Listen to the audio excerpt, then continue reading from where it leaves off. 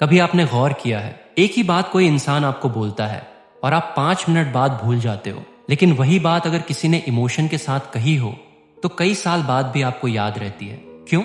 क्योंकि इंसान सिर्फ शब्दों से नहीं जुड़ता, इंसान इमोशन से जुड़ता है। आप खुश होते हो, दुखी होते हो, गुस्सा आते हैं, डर लगता है, किसी से लगाव हो जाता है, और इन सभी इमोशंस के पीछे आपका दिमाग आपके फैसले ले रहा होता है। लेकिन सबसे दिलचस्प बात यह है, अगर आप अपने इमोशंस को समझना सीख गए तो आप खुद को भी बेहतर समझने लगोगे। और आज की वीडियो में हम यही समझेंगे कि इमोशन आखिर काम कैसे करता है, क्यों कभी कभी हम जानते हुए भी गलत फैसला ले लेते हैं, और सबसे जरूरी, अपने इमोशंस को कंट्रोल करने के बजाय उन्हें समझकर अपनी ताकत कैसे बनाया जाए। तो वीडियो को अंत तक देखना, क्योंकि आखिरी हिस्सा शायद आपको अपने ही बिहेवियर को एक अलग नजरिए से देखने पर मजबूर कर दे। सबसे पहले एक आसान बात समझो, इमोशन कोई कमजोरी नहीं है। इमोशन आपके दिमाग और शरीर का एक सिग्नल है। जब आपको कोई अच्छी खबर मिलती है, आपको खुशी महसूस होती है। जब कोई आपकी उम्मीद तोड़ता है, आपको दुख होता है। जब कोई आपको खतरा महसूस कराता है, डर पैदा होता है। मतलब इमोशन आपको कुछ बताने की कोशिश कर रहा होता है। लेकिन समस्या तब शुरू होती है जब हम इमोशन को सिग्नल समझने के बजाय कमांड समझ लेते हैं। उदाहरण के लिए, आपको किसी पर गुस्सा आया, इमोशन ने कहा कुछ गलत हुआ है, लेकिन आपने तुरंत रिएक्ट कर दिया। बाद में जब गुस्सा शांत हुआ तो आपको लगा मुझे ऐसा नहीं बोलना चाहिए था। यही फर्क है इमोशन महसूस करने और इमोशन के हिसाब से चलने में। इमोशन आना आपके कंट्रोल में हमेशा नहीं होता,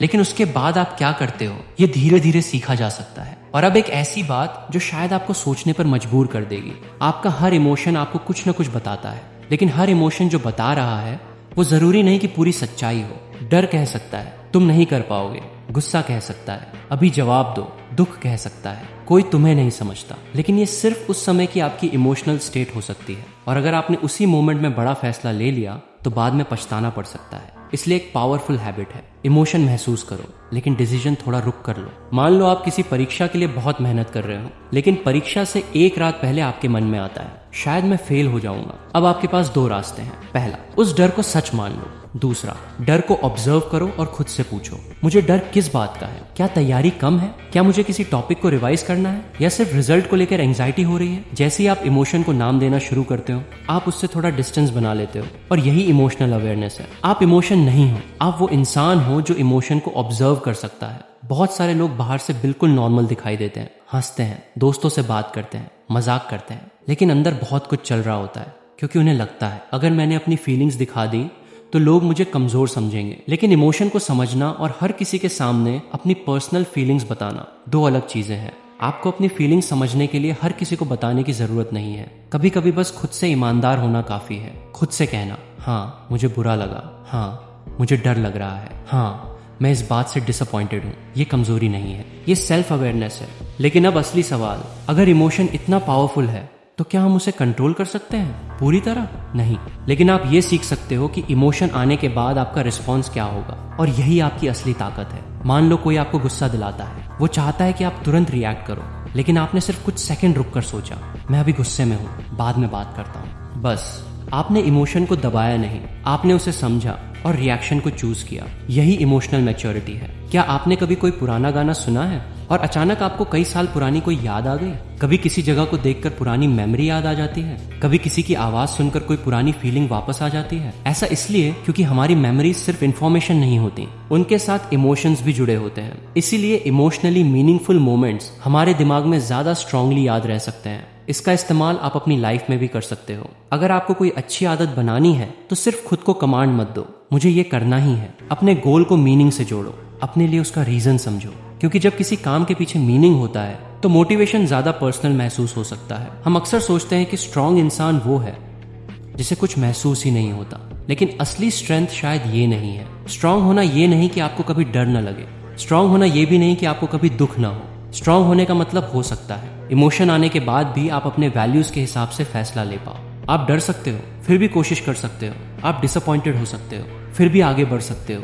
आप किसी बात से हर्ट हो सकते हो, फिर भी अपने बिहेवियर को सोच समझकर चुन सकते हो। इमोशन को खत्म करना गोल नहीं है, इमोशन को समझना गोल है। अब एक छोटा सा एक्सपेरिमेंट करो। अगली बार जब आपको बहुत गुस्सा आए, तुरंत खुद से ये मत पूछना मैं इसे कैसे रोकूं, इसके बजाय पूछना मेरे अंदर अभी क्या चल रहा है। फिर दूसरा सवाल, मुझे असल में किस बात ने हर्ट किया। और तीसरा, मैं अभी क्या करूंगा जिसका मुझे बाद में पछतावा ना हो। ये 3 सवाल आपकी रिएक्शन और रिस्पॉन्स के बीच एक छोटा सा गैप बना सकते हैं। और कभी कभी वही छोटा सा गैप बहुत बड़ा फर्क पैदा करता है। 3 चीजें याद रखो। पहली, इमोशन को पहचानो। जब आप जानते हो कि आप क्या महसूस कर रहे हो तो आप उसे बेहतर समझ सकते हो।